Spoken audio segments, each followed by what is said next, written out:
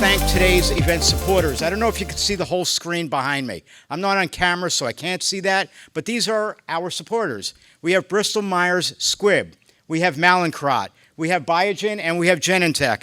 And virtually, let's give them a round of applause, all right? They did a great job in allowing us to be able to do this, and so we want to recognize them for what they are doing.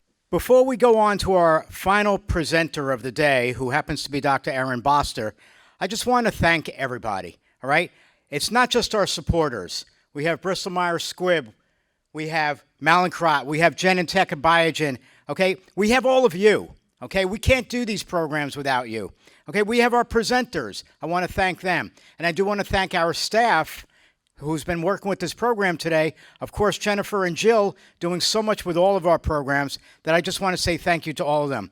I want you all to know it is not easy. If you watch virtual events, it is not easy to go from performer to performer to performer, or presenter to presenter to presenter, okay, so seamlessly as what we have been able to do with this program, where we have not had a hitch going or something negative going on. And for that, I have to again thank our video producer, Bill Shanley, who's the president and CEO of Orlando Production. And yes, I'm giving him kudos because he deserves it, okay?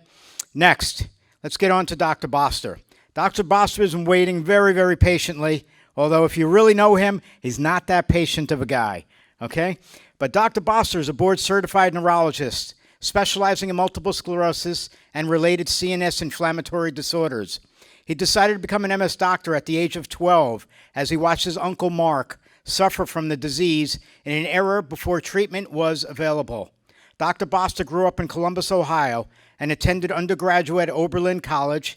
He earned his MD at University of City College of Medicine and completed an internship in internal medicine and residency in neurology at the University of Michigan. Dr. Boster has opened up the Boster MS Center in Columbus, Ohio, where he unfortunately had to open during the pandemic, all right, but fortunately he is there for the hundreds of MS patients in the Columbus area who need a doctor as he. So let's welcome Dr. Boster. Howdy. I think post-pandemic, we'll start every face-to-face conversation saying, can you hear and see me? So can you hear and see me okay, guys? I'm going to interpret your silence as everything is fantastic and you can hear and see me just fine. My name is Aaron Boster, and I want to thank you for learning about MS with me today. I want to thank MS Views and News for inviting me to give this presentation. And I also want to thank my colleagues, the presenters who have been teaching us all morning. I've learned a tremendous amount. I think the last presenter, if I could record his voice, I could just listen to it when I'm feeling stressed, and I could just feel my stress levels decline. Today, I've been asked to speak to you about a very charged term in multiple sclerosis, progression. Progression is a term that patients sometimes don't even like to bring up. It has these horrible connotations attached to it. And really, those are driven from misconceptions about what progression means, dating back to the early 1990s. Today, I'm going to discuss with you those arcane and outdated concepts and why they're outdated. And I'm going to share with you some modern, provocatively forward-thinking ways of thinking about progression. So let's jump into that. Now, I know that all of you are staring at my bald spot. I thought about putting a message back there, but I couldn't write backwards. And I'm going to share with you sort of a 1990s concept of MS. It looks something like this. So on this graph, as you go from left to right, you get older and I get balder. And as you go up, you become disabled. And when I was in training, this is the way that we talked about relapsing multiple sclerosis. We would say the first phase of the disease we called relapsing remitting MS, and we would draw it as follows.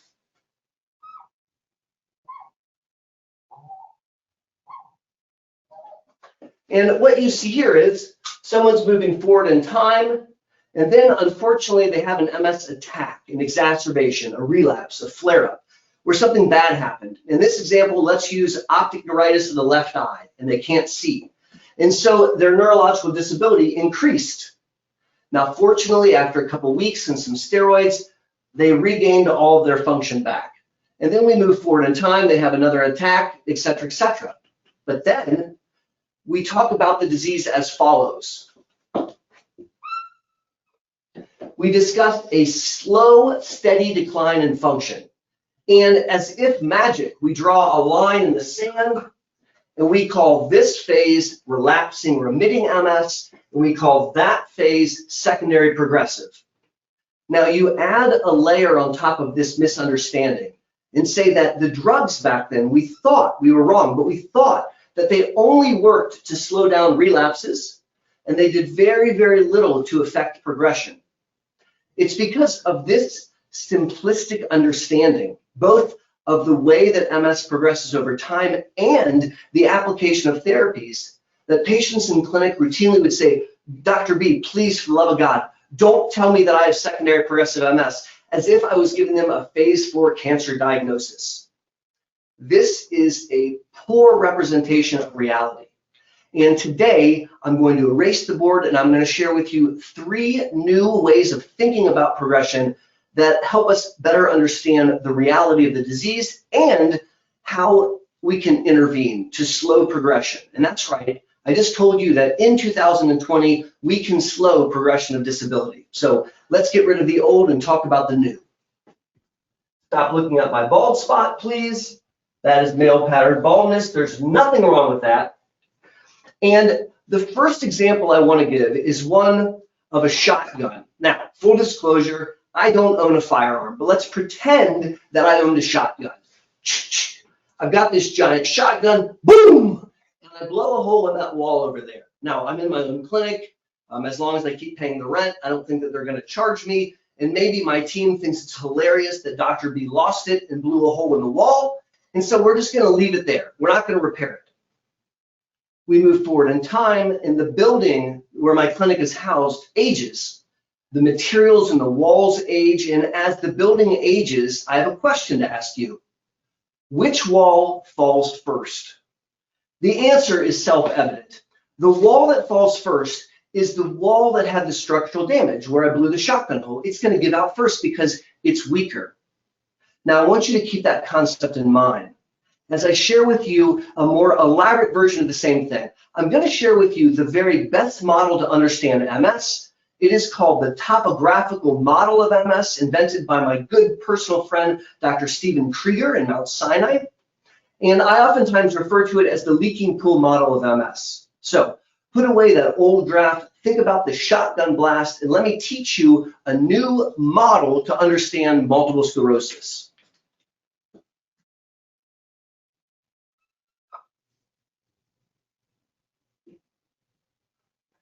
What you see here is a cross-section of a swimming pool. A swimming pool where this is the shallow end, this is the deep end, this is the floor of the swimming pool, and here you have the water level. This model of MS is going to help us understand the reality of the disease and the reality of progression. So let's talk through it. First definition to discuss is, what do we call the water level? This is called the clinical threshold. The clinical threshold means this: everything above the water level you're aware of. So in the example of the optic neuritis, the human being says, I can't see. But everything below the clinical threshold, the human being is unaware of. So most of MS pathology, at least at the onset, is invisible. And you can have a new spot show up on the MRI, but you're not aware that it's happening. And that's asymptomatic. The human being is unaware. You get your MRI and the doc says, you have new lesions. I didn't have any attacks. And so if we're unaware of it, it goes down here below the threshold, clinical threshold, and otherwise it's above the clinical threshold. That's the first concept, is that water level. Now, the second concept is the concept of functional reserve. Now, the functional reserve is a way of describing your nervous system's ability to withstand an insult. I don't mean an insult like you're ugly. I mean an insult like you didn't sleep last night, or you have an infection, or it's during the menstrual cycle, or you're going through a divorce, or some type of stressor. And what you notice in this drawing is that at the deep end of the pool, there's more water, there's a larger functional reserve, and at the shallow end, there's a much smaller functional reserve. And so what this means is, in this model, different parts of the nervous system have different functional reserves or different ability to withstand an insult. Now, to finish up the model, I have to describe the floor of the pool, because the floor of the swimming pool represents your nervous system. And so this area here in the shallow end, where there is the smallest functional reserve, this is the most delicate portion of the nervous system. In neurology, we use the term eloquent. It's the areas of the brain and spinal cord that are highest at risk of receiving damage and not recovering. And this includes the optic nerves, so the nerves that run the eyeballs, and the spinal cord, so the superhighway that takes all the information from the brain down and back up. The optic nerves, for example, are maybe as thick as my pinky, and you don't have a second optic nerve. And so if your optic nerve takes a hit from MS, you typically can't see because there's no workaround. Now, in the middle of the pool, let's say from here to here, there's a larger functional reserve, not the largest, but definitely larger than in the shallow end. In that middle section of the nervous system is the infratentorium, the base of the brain. So this is the structures down here, the medulla, the midbrain, the pons, the cerebellum, etc. We call this the infratentorium. And the infratentorium does not recover as well as the deep end, but it does a lot better than the shallow end. The deep end of the pool, where there's the largest functional reserve, where your nervous system can handle the biggest insult, is the lobes, the top of the brain, the hemispheres. This is called the supratentorium. And this helps us understand the layout of the swimming pool. Now, there's a couple more concepts to understand to really appreciate and utilize Stephen's leaking pool model of MS. When you have activity we define as a clinical attack, an exacerbation, a relapse, or a new MRI spot. We draw it as follows. So let's take the example of an optic neuritis. So we're going to be in this section of the nervous system because the optic nerves are here. And if you're aware of it, it's above the clinical threshold. And so we would draw an optic neuritis like this. We would draw a stalagmite pushing up from the floor of the pool past the clinical threshold, and the human being says, I can't see, and it hurts when I move my eye. Now, let's say that in this example, we give steroids and time, and thank goodness, the optic neuritis recovers. Now, I put recovers in quotes. Now, functionally, they recover, but there's still structural damage, which you can see on the MRI.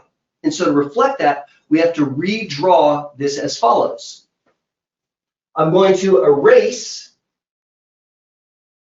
it cresting the surface of the water, and I've now drawn damage which is below the clinical threshold. The human being can see again, but you can see that there's damage to the optic nerve on the MRI. Now, with this in mind, let's fast forward time and throw in a couple more events. So here's another attack. Here's just a spot on the MRI, and here's another spot on the MRI. Now, if you remember, I called this model the leaking pool model of MS because over years, the level of the pool water drains. And so we represent that with some water droplets there, and the water level is going to drop. Now, let me show you something. As the water level drops, we are going to uncover areas of structural damage. They're going to become above the surface. And so I will redraw the clinical threshold, the water level, as follows. Over time, the water level has gone down. And what you can see here in this area of old optic neuritis that used to be under the surface of the water, that as the water drops, it uncovers this area of structural damage. This is exactly akin to my boom example with a shotgun. where there was structural damage in the distant past, and over time, as the structures, in this case, the structures of the brain, optic nerves, and spinal cord wear out or age, those old areas of damage wear out. And this is the underpinnings of progression of disability. It's our belief that disability is predicated on areas of prior damage. And this is a very, very important concept to understand. Now, I'm going to teach you one more model to help you understand progression. And I'm actually going to take something that's old and I'm going to make it rather new.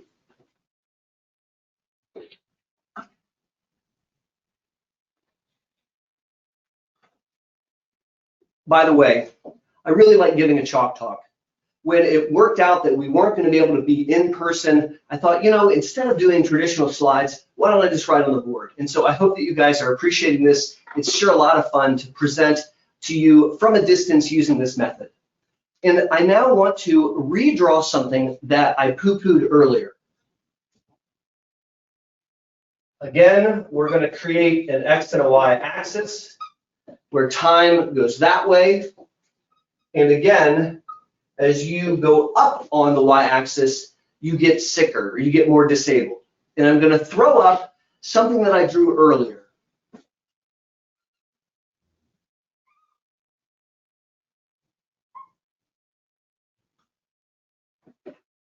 In this example, someone went along and then they had an attack, an optic neuritis. And so they accrued disability. And then they didn't fully recover. See what I mean here? This is where they started, and yet this is as good as they got. So their vision has returned, but only partially. They are now somewhat visually impaired because they didn't fully recover from that optic neuritis. And then we move forward in time, and we see that slowly over time, their examination is getting worse, but they're not having attacks. Now, I want to help you understand two new concepts that really make something old much more relevant and much more new. The first term is called relapse-associated worsening, or RAW.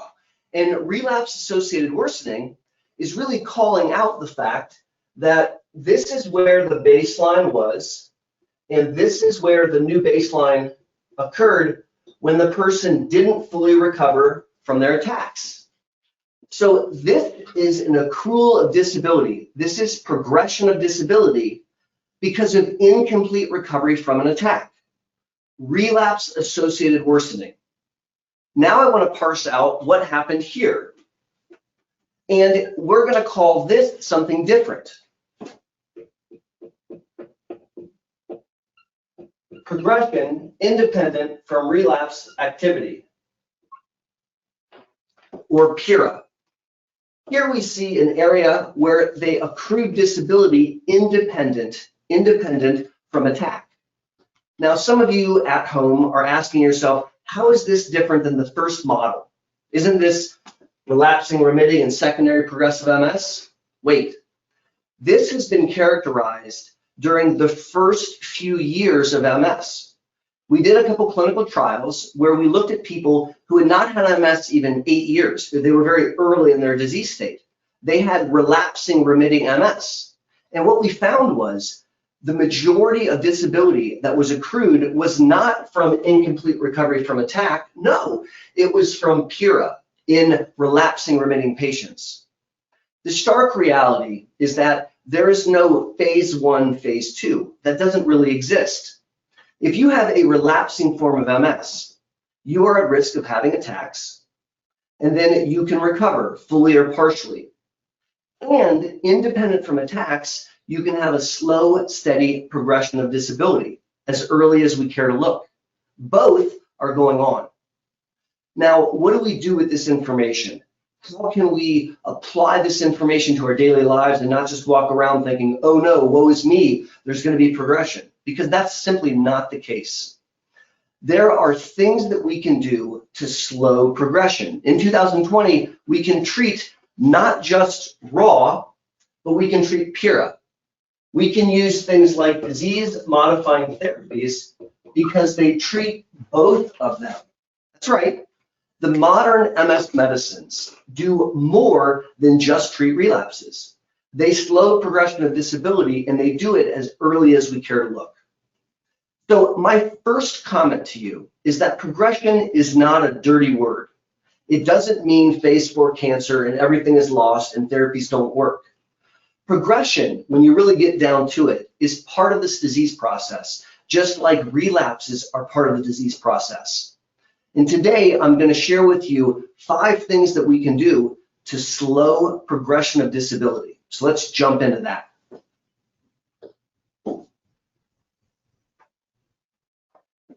Many of you that may follow me on social media, on YouTube or Twitter or Facebook, or many of you that may come to my Center for Care are very familiar that I talk about being 4 for 4 in your fight against MS.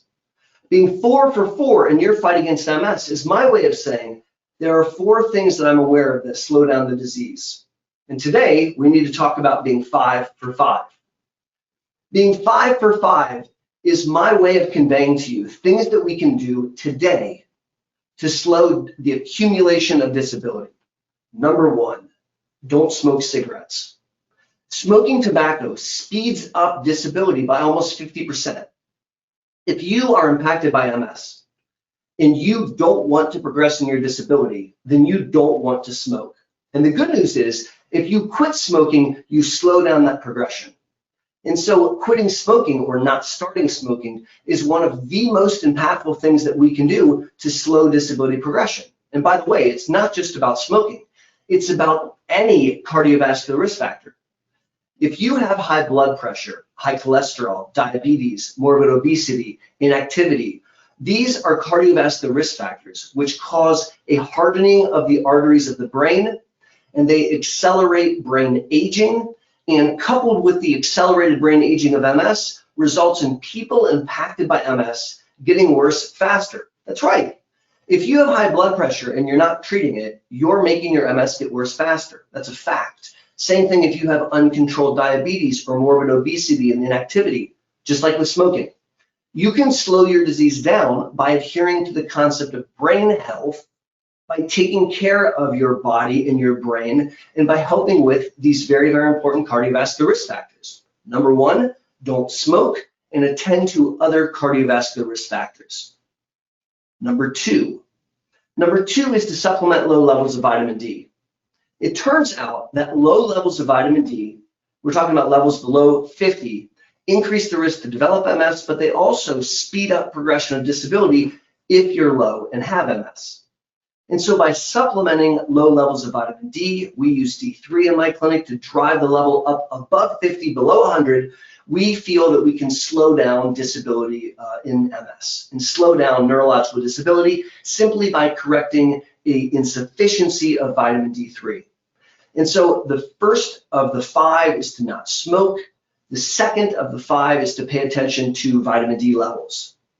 Now, our last speaker brought up a most outstanding point, that diet goes beyond supplementing vitamin D. And increasingly, I am a believer, based on at least anecdotal experience, that adhering to a real food, whole food diet, where you avoid fast food, processed food, fried food, sugar-laden food, you avoid soda pop and things full of chemicals, and you avoid eating things that have ingredients you can't pronounce, is a super important way of managing your disease process. We can't yet prove that it slows the disease, but I can say with authority that it helps MS symptomatology. And if you're wondering whether or not I'm making that up, I double dog dare you to try it and then message me and let me know. It's an exciting experiment. But back to the topic at hand. How to slow progression of disability. Number 3 of 5 is to exercise as part of your lifestyle. The reality is that people impacted by MS that exercise as part of their lifestyle end up less neurologically disabled at an older age than those that don't. There is excellent evidence that exercising as part of your lifestyle maintains cognition, it treats mood, it helps buttress against an attack. And let's talk about that. Imagine that I cloned you. So there's clone A and clone B. And that's a clone. So we're going to have to get permission from your spouse to have 2 of you, or we're going to have to congratulate your spouse for having 2 of you. And now we have 2 clones. Now, clone A, we're going to give an elliptical and carrots. We're going to force clone A to get in shape, and over time, by eating carrots and by exercising, they're going to improve their cardiovascular health and their lung capacity. They're going to improve their balance and their strength, and they're going to have a strong core, and they're going to sort of be like a Greek god or goddess. Meanwhile, clone B, we're going to give chocolate cake and Days of Our Lives TV. Clone B is going to become a connoisseur of the best chocolates and ganache in the world, and they're going to know everything there is to know about Days of Our Lives TV, including who Jack slept with and why Susan died from a scorpion bite. Now we're going to fast forward a couple years, and I'm going to get out my Harry Potter magic wand, and I'm going to cast a spell of left leg weakness, an attack. Now both clone A and clone B have an attack. Clone A, who we prehabilitated, is limping. They're continuing to work, they're continuing to provide for their family, they've got a little hitch in their giddy up, and they do a little physical therapy. Meanwhile, clone B is seated in a wheelchair looking up and wishing they can get out.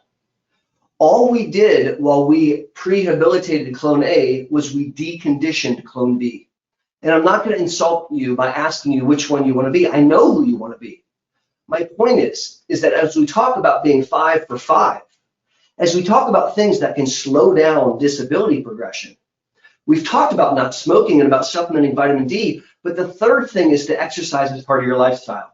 Now, you might be sitting there thinking, well, gosh, Dr. B, that's very easy for you to talk about exercise, but I have difficulties. I'm already in a wheelchair with a walker, or it's hard for me to balance. I can't go to the gym. And I'm going to give you one magical pro tip: water. Water is a secret weapon to help people impacted by MS exercise. I encourage folks to throw a life jacket on, dump themselves in a community pool, and try to get out.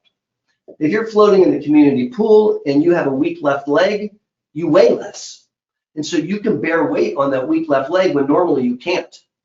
If you are very heat sensitive and you're down with Stuart in Florida and it is hot and going outside makes you melt, by getting in the water, it wicks the heat off your body by convection, and it helps keep you cool.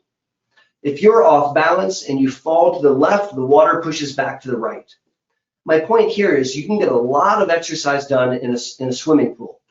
I have a patient very dear to me, and he changed his entire disease course by putting on a life jacket, taking his walker in the YMCA swimming pool, and walking in the water. He could no longer walk on land, but boy, that guy could walk in water. And it was a remarkable improvement in his physical outcome. And so think about water as a secret tip for the third of 5 ways of slowing down MS as we try to exercise.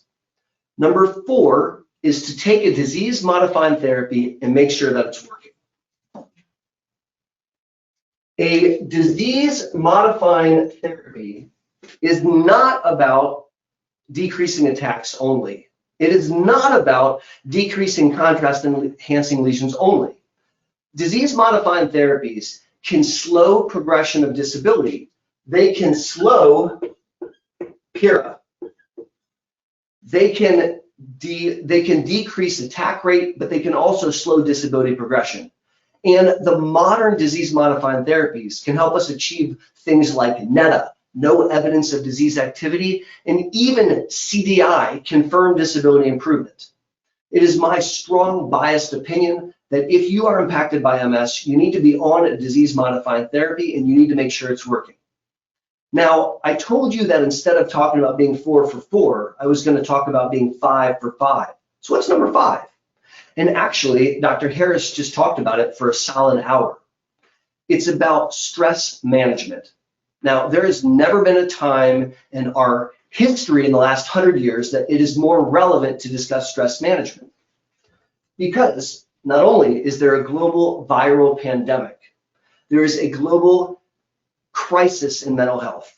And I have in my clinic treated more depression and anxiety and a larger uptick of neurological symptoms as a result than ever in my career.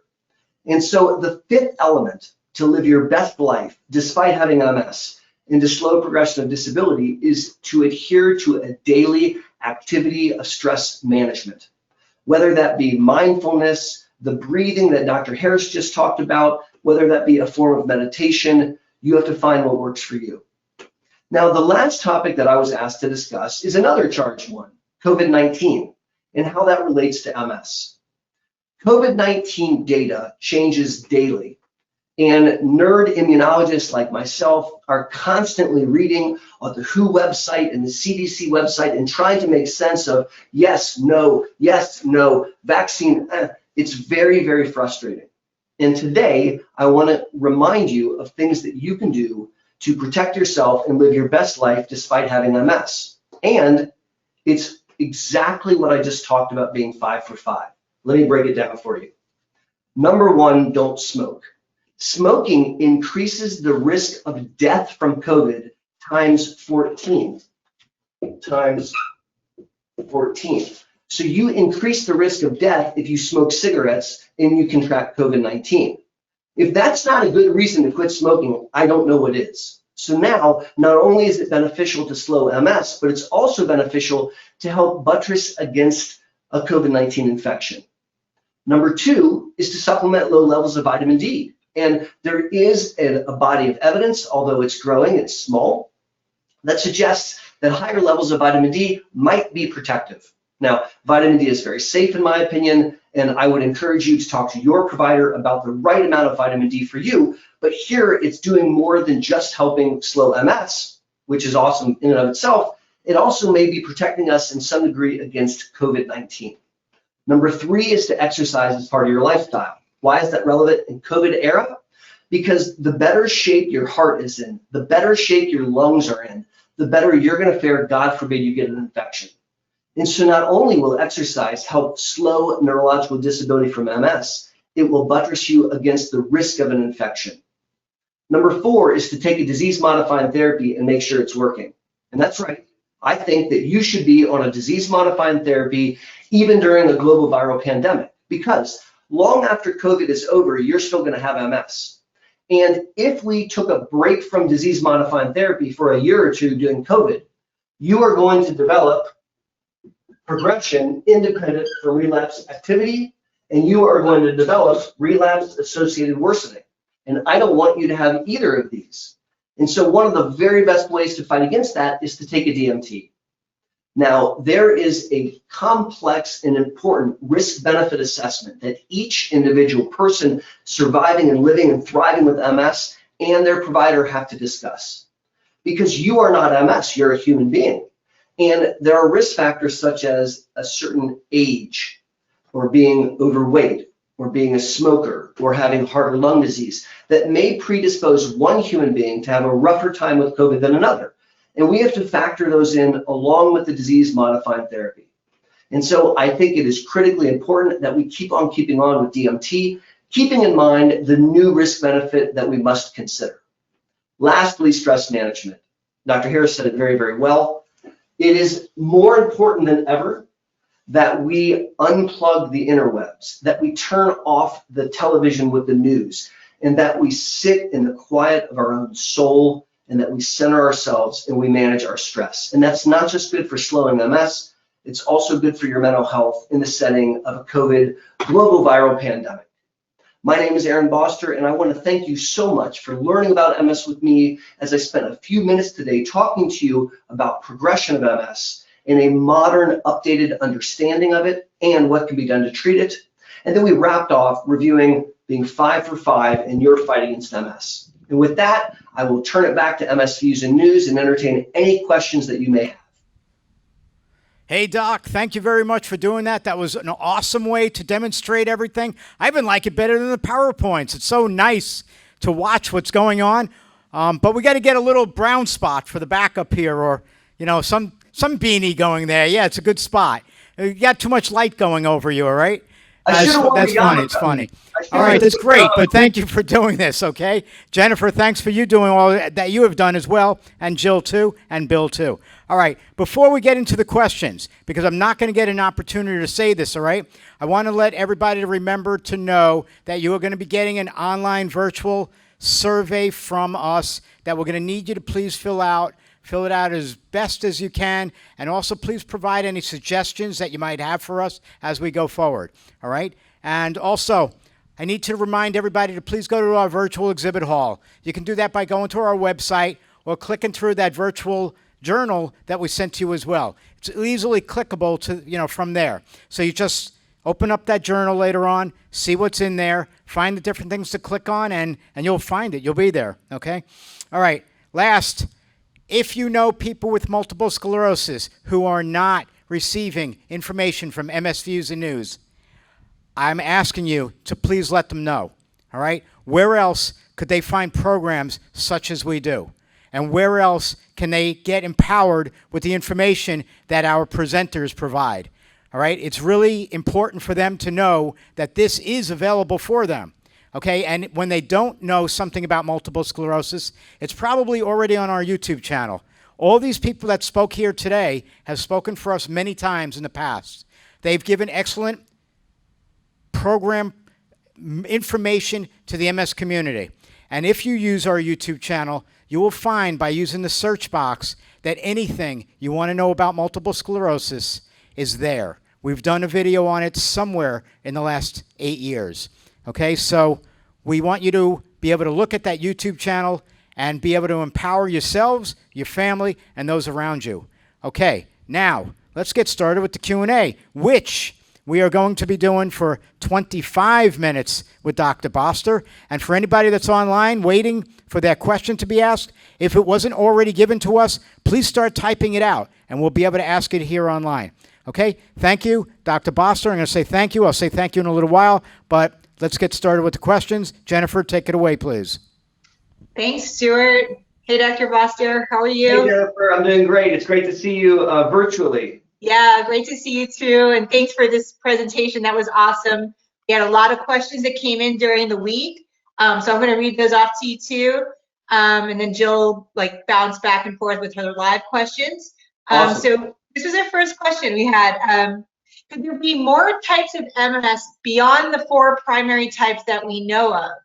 This person saying their symptoms and progression do not match any of the 4 defined types of MS. This is an outstanding question, and it brings home something that most every human impacted by MS knows to be true. You're not a textbook, you're a person. And these so-called phenotypes of MS are facsimiles. They're an attempt at describing reality. The reality is that if you take a careful history from a person with relapsing MS, and you really pay attention, they're having progression. And if you look at a classic PPMS patient who isn't supposed to have inflammation, 1/4 of them have enhancement on their MRIs, and a good portion of them, maybe 10–15%, actually have attacks. And so this person has tapped into the reality of life, that the descriptions that we use to describe MS lack something. I actually think that no, there aren't more types. I think there are less types. I think there's one kind of MS. And I think that it manifests in many different ways. Just like there are many different humans, and we all look different, but we're all humans. So just because I'm super short doesn't make me a different kind of human than someone who's really tall. I just happen to be a short version of a human. And similarly, the types of MS leave a lot to be desired. And I think that we would fare much better if we stopped trying to put humans in boxes and just instead describe the disease they have. I love it. Thank you. Could you please talk a little bit more about primary progressive MS? What are the treatment options today? And once you have a diagnosis of progressive MS, is there any chance for recovery? Absolutely. So again, when I started my lecture, I said that people were scared to talk about the word progression because God forbid you said progression, that meant nothing could happen, and that's simply false. 2017, gosh, it's amazing that was almost 4 years ago, was the first and most exciting time in PPMS therapeutics, because that's when the world learned that one of the B-cell killers, a drug called ocrelizumab, has been shown to slow primary progressive MS. Now, the reality is that PPMS is much more inflammatory than we thought. And I think back to one of my old mentors who, in his wisdom, said, Aaron, when you meet someone with PPMS, give them a course of steroids and see if they respond. And what I learned is sometimes they do. PPMS is not a death sentence, and we don't just say diagnose and adios. We can treat people with PPMS. We can attend to their MRI. We can give them steroids when necessary. We can use medicines like the FDA-approved ocrelizumab to slow it down.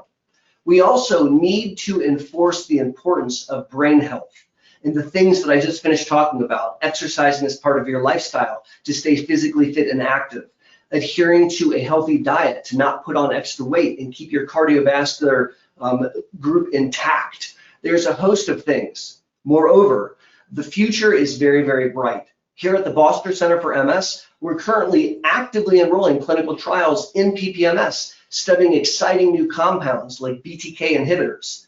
This is a wonderful time to be involved in PPMS research, and it is my strong feeling that we will bring many new things to the table in the short few years to come.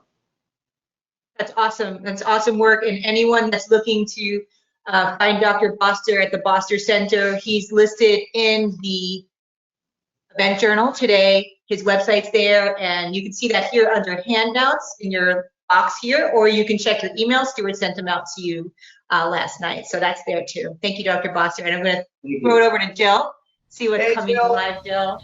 Hi, Dr. Boster. How are you, Jill? I have a question. I'm great, thanks. And you? I'm doing super duper. I'm glad I get to talk to you today. Good. Me too.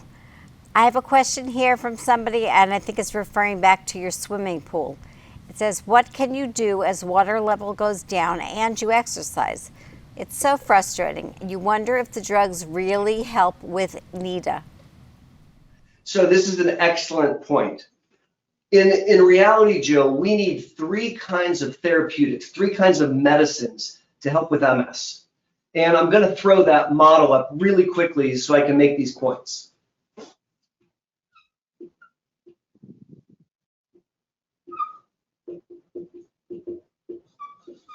So here's that leaky pool model that I was talking about. One drug that we need is an anti-inflammatory. And we have 22 anti-inflammatories currently on the market in the United States. These are the current disease-modifying therapies. And the earliest application of these medicines do something very important. They prevent the structural damage from occurring. And so if you can prevent new attacks early on, or prevent new attacks or decrease the frequency, it's one of the many things that's going to help allow your brain to age naturally. But there's a second thing that we need that we really don't have, and that is a re-myelinating agent. Because a re-myelinating agent would put the plastic coating back on the wire. It would literally refill the pool with water. And at present, we don't have an FDA-approved remyelinating agent. I will tell you, however, that we're studying several different remyelinating agents. And the future is bright. At our most recent international meeting, ECTRIMS, there was a tremendous amount of excitement surrounding advances in remyelination. And it's my opinion that within 5, maybe 7 years, we're going to have some remyelinating agents available. Now, the third type of therapy that we need is we need something to plug the water. We need a plug there, a neuroprotective agent. And we are still working diligently to try to find a neuroprotective agent. I'm starting to wonder whether a medicine like BTK inhibition could provide that neuroprotection. We're not there yet. So what can we do? We can take the anti-inflammatories as early as possible and make sure they're working. And if they're not, we can upgrade. We can exercise because exercise fills the pool. And lastly, we can adhere to energy conservation. And so if you know that the pool is fuller in the morning and kind of runs out by evening, plan the more active aspects of your day early on. If you know that if you do all the honey-do list that your spouse gave you the next day you're in bed, break it up into 2 days and do half one day and half the next. We have to game out how to do this smarter, not harder. Thank you for that question. That was a great answer. Thank you. Next question. What do you think about biotin in higher levels? So biotin at 3 milligrams is supposed to help hair and nails. So very obviously, I am not an ascriber of taking biotin myself personally. I'm just teasing. Biotin at very high doses caught our attention a few years back because there were 2 very small trials that demonstrated that people with primary progressive MS that took biotin, it seemed to slow brain volume loss and it seemed to slow progression. And that was extremely exciting to the extent that many of us are recommending biotin. Now, there was a very large clinical trial done by a company just recently, which was trying to definitively prove that high-dose biotin helped MS, and it was a bust. It didn't work. So I think right now the jury is a little bit out. Biotin, even at high doses, is safe, although it can alter laboratories. So there's some finessing when and how you take biotin. It's not something that I would recommend doing without an engaged conversation by your MS provider. Great, thank you so much. We're going to send it back to Jennifer. Okay, thanks. Okay, Dr. Boster, we have someone saying 1/4 of MS patients today are over 65 years old and entering a more progressive stage of the disease. Too many patients say they feel not enough is being done to help with aging well and with the disease. Can you talk a little bit more about this and what can be done? Yeah. So sometimes people want to live their life and they'll treat their disease and they want to keep on keeping on. Sometimes people want to treat their disease and they want to stick it to the disease and they want to fight back. And I can't think of any better way of fighting back than participating in clinical research. If you think about this for a second, Jennifer, we have 22 FDA-approved therapies to treat all different flavors of MS.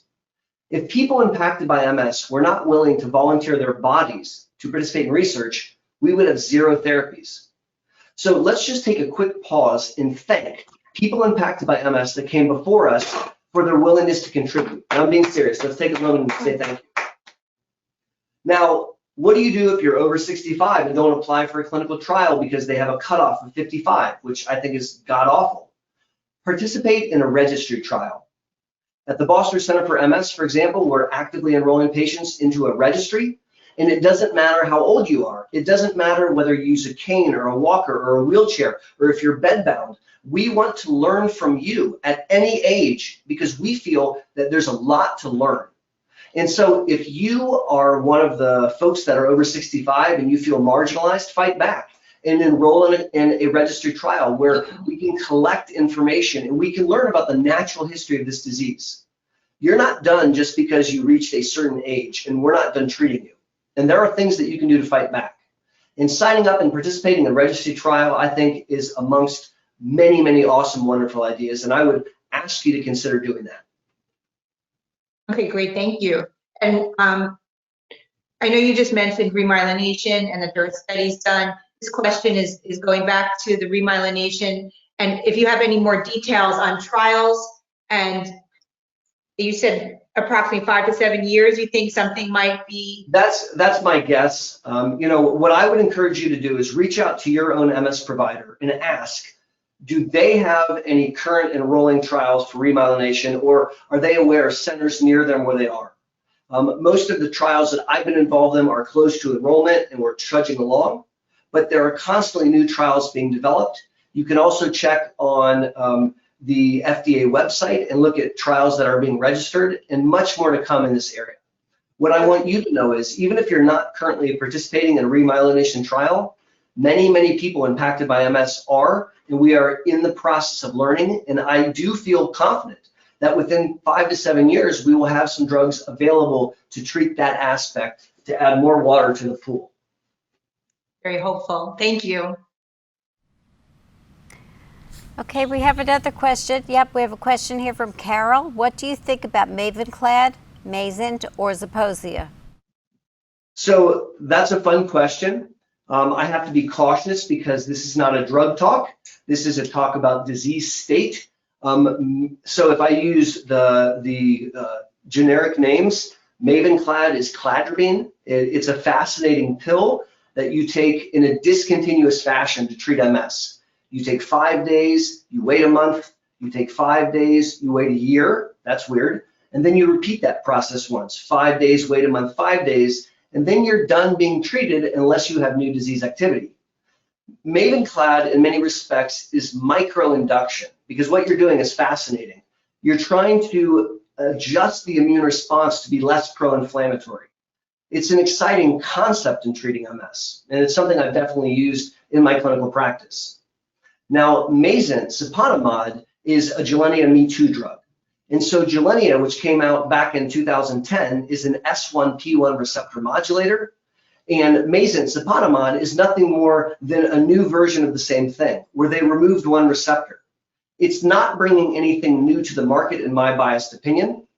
The marketing for this drug would suggest that it can treat progression, but I challenge you to look at that clinical trial data very carefully, and I challenge you to show me that the parent compound, fingolimod, couldn't maybe do the same thing. And so those are my own personal opinions about Mayzent, but I want you to have your own personal opinions. The bottom line is that having options is awesome, and the more options, the better. And so the person, Carol, on the line brought up a couple of the newer options. I don't agree with all of them. I don't have to. You don't need to agree with all of them. You don't have to. But the important take home is that the more options that we have to treat this disease, we're going to help find the right drug for that right person, and that's always a win. Okay, that's great. Thank you. Can a person who is taking Ocrevus contract COVID-19 from food that was prepared from someone that has it but doesn't know it? So that's an interesting question, and it's a kind of a multi-layer question. So could a human contract COVID? Yes. Could a human with MS contract COVID? Yes. But having MS does not increase the risk of contracting COVID. The risk of contracting COVID has to do with exposure, not having a condition like MS.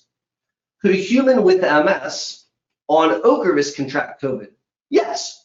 Would Ocrevus increase the risk to develop the condition? I personally don't think so, but it might make the infection a bit more severe. I say the word might because the data is very, very confusing. Some of the recent data published would suggest that maybe there is an increased risk. Other data recently published would say no, there isn't. And the take home is we just don't know yet because all those data sets are small. And so we have to use our best clinical judgment. Now, the end of that question was fascinating. Could a human with MS on Ocrevus contract COVID from food? There's a lot we don't know about COVID. It sounds like if you sneeze on some lettuce, it may live on the lettuce for upwards of a couple days. So I guess technically it could. What's the take home here? You need to wash your hands. You need to wear a mask. You need to distance yourself socially, and you need to make smart choices to avoid someone coughing and sneezing in your face and giving you COVID. If someone hands you an apple and sneezes all over it and then gives it to you, you probably shouldn't eat it until you wash it, guys. Now, come on. That's true whether we're dealing with COVID. That's true whether we're dealing with the flu. That's just good hygiene, and it's never been more important than today.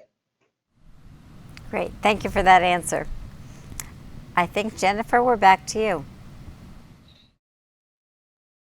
Okay, so considering the growing accumulation of research on gray matter outcomes, how has it affected your treatment decisions in helping treat your patients today, Dr. Boster? So when I was in medical school at the University of Cincinnati, they taught me that MS didn't cause pain, it only involved T cells, and it only involved white matter. All three things are false. So I haven't asked for a refund for my medical education, but maybe one day I'll ask for a couple dollars back. The bottom line is that gray matter is absolutely involved in MS. It always has been. In fact, you can look back hundreds of years ago to pathology reports that absolutely describe gray matter involvement. It's almost as if scientists kind of forgot that for 100 years, and we've only recently rediscovered it. How does it factor into my practice? It factors in a very big way. One of the things that I think is very important when monitoring someone with MS is to check an MRI of their noggin, because I can take a picture of the structure of their brain with an MRI. And when I order an MRI of the brain, I always get a volume analysis. I measure the size of the brain. In MS, the size matters. And it turns out that the most important structure to measure, brain volume-wise, is something called the thalamus. So these are great Scrabble words, by the way. So the thalamus is a deep gray structure in the center of the brain. It's a gray matter structure, and the size of the thalamus correlates with long-term disability. So I measure the thalamic size with every MRI. And if I see over time an accelerated shrinkage of the thalamus, Even if nothing else is wrong, I know that we are not in for a good ride, and that actually drives me to make clinical changes in my decision making. Excellent question. Gray matter does matter, size does matter, and we can apply it in clinical practice today. Awesome. Thank you for that answer. And we get this question a lot. What's being done to cure MS, not just treat the symptoms? Are there any promising studies throughout the world that you know of? So this question gets my blood boiling a little bit, if I'm honest, all right? Because first off, non-surgeons, so medical doctors, cure nothing. We don't cure diabetes, we treat it. And we can treat diabetes so well that you live a normal life expectancy and a normal life quality. Is that curing diabetes? No. Is it making it so diabetes is boring and you live your best life despite diabetes? Yes. And we treat MS. And in the modern era, we can treat MS so well sometimes that we can make the disease boring. So would I like to cure MS? Of course I would like to cure MS. Are we close? No, we're not, because our understandings of the immunology are still ever growing. But please think clearly, it's not about curing, it's about treating so well that you live your best life. You have a normal life expectancy, a normal life quality, you have sex, you work, you climb mountains, you play games, you enjoy life despite having the condition. Now, the other thing about this question that makes me a little sassy pants is we do not just treat symptoms. When you apply a disease-modifying therapy, you are not treating symptoms. You are slowing the natural history of the disease. You're taking someone that would have been predestined from up on high by the Prince of Darkness himself to have an attack once a year, and that same person on DMT is having an attack only once every 6 years. And the 5 attacks they didn't have means 5 times they didn't have brain damage, which means as their brain ages, it ages naturally and it doesn't wear out and they don't have progression in the same way. So please be clear that we do way more than treat symptoms. Now, I treat a lot of symptoms. I treat erectile dysfunction, I treat swallowing, I treat depression, I treat pain, I treat weakness, I treat balance. But I also slow the disease down with the effective application of highly effective disease-modifying therapies, which changes everything. Awesome. Thank you. Jill? Okay, here we go. Okay, are DMTs suitable for people who have PPMS to slow their progression? So the answer is yes. To date, there's one FDA-approved therapy that has been shown to effectively slow progression of disability from PPMS. That's ocrelizumab I mentioned earlier. That same drug has been shown in PPMS to maintain hand function, to maintain cognition, and to slow brain volume loss. This is the first drug of many that will soon be coming, which can impact progression to such a strong degree.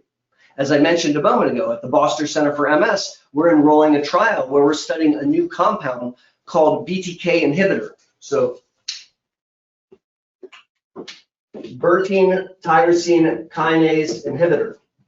And we think that these drugs, which are remarkable little molecules that block B-cell transmission without killing B cells, and they slow activated microglia in the brain, have a tremendous potential in helping with primary progressive MS. I'm very, very proud to be enrolling for that trial because I think it's going to be something special. Great. Okay, I have another question here. I am 66 years old, was diagnosed 9 years ago.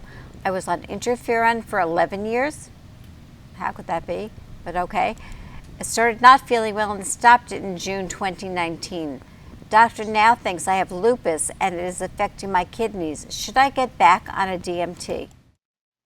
I don't have nearly enough information to make any intelligent comments. If that person wants to do a telemedicine visit where they send me all of their records and I read through the entire history, if they send me all of their MRIs so I can look at every single MRI, if they send me all of their laboratories, and then they give me an opportunity to spend an hour and a half, 2 hours on telemedicine with them, where I can learn about their history and I can do an exam from a distance, I might be able to answer that question. But without those efforts, I'm just guessing. And I don't guess when it comes to people's health. Great, thank you. Okay, Jennifer, we're back to you. Okay. Okay, so COVID-19 and MS, can you share the most recent updates? I did. Okay. And we kind of talked about this too, advise whether or not you should take a disease modifying therapy during COVID. And you, So I think that 9.5 times out of 10, the answer is absolutely yes. I do think that we have to consider other comorbid risk factors, and we have to consider what your drug does. Certain drugs don't impact or dampen the immune response. And so those drugs are thought to be profoundly safe in the setting of COVID-19. Other drugs suppress the immune response a little, some do it a lot. Some suppress for a short period of time, some suppress for a long period of time. So we have to take all of those things into consideration, along with considering what that human's individual risks are. Are they a smoker? Do they have COPD? Are they over the age of 60? Are they immobile, etc.? So the take home is yes, I think we should treat the condition that you have. The chronic condition that left untreated will lead to neurological devastation. We should probably treat that, but we have to balance the risk benefit. And so sometimes we may change the dosing a little, or sometimes we may change the drug. But I do think it's important to keep on keeping on. okay, great. Thank you. Bill, can we just go to the next slide since I got one question shorted?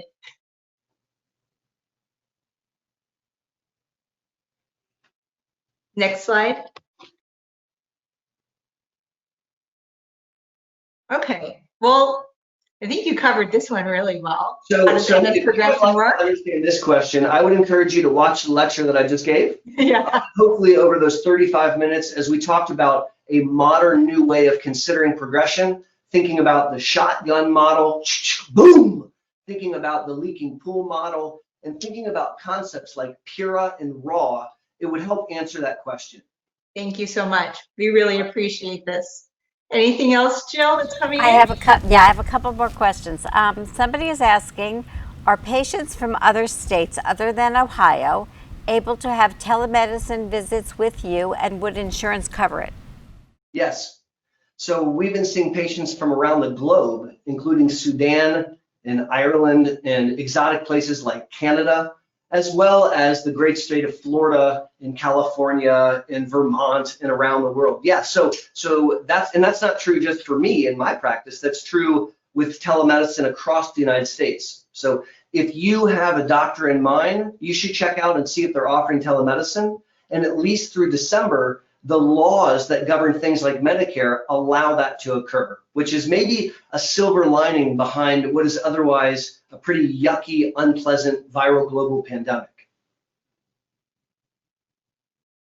Okay, another question. How are people getting MRIs for proper diagnosis during the pandemic?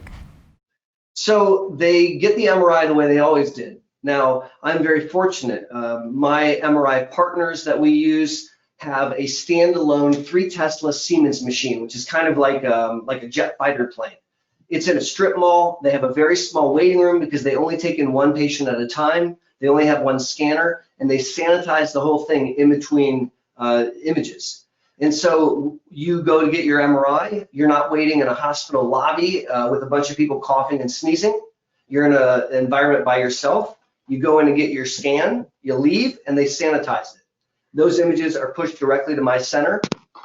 I used to do a lot of same-day in-office evaluation of MRI. So you get your MRI in the morning and then come see me in the clinic. But in order to protect people from exposure, I now have them go home, and the day after their MRI, we do exactly, Jill, what you and I are doing right now. We do a telemedicine visit, essentially, where I flip my monitor around and I show them their MRI on telemedicine. And I'll be honest, it works amazingly well. It's a really fun way of looking at scans with people. Great, thank you. I'm being told I can ask one more question, and this one is a question about stem cell therapy. Is it a viable option for people with relapsing remitting MS? Can it become optional for them? Is it suitable long term? It seems to be safe enough to use, mesenchymal stem cells after rebooting. What? Mesenchymal stem cells. So Thank you. Having a stem cell transplant is not prime time, right? It's not something that you should just go out and get. Today, 2020, stem cell transplantation is only appropriate in the context of a clinical trial. Now, you can go to exotic locations like India or Mexico or Chicago and pay people between $25,000 and $200,000 to swap out your bone marrow. And I do not endorse stem cell tourism. Today, if you want to consider a clinical trial studying stem cell transplantation, that's a good way to consider it, but it is not prime time just yet. Thank you. I think we're turning it back to Stuart. Oh, your microphone's cut off, Jill. Hi, everybody, and thank you, Dr. Boster. Thank you very much for doing this. And again, we want to thank all of our presenters today. Again, our supporters, I don't have to say their names again. Our staff, I don't have to say their names again. You, I don't have to say your name because I don't know it, all right? But this was a great program.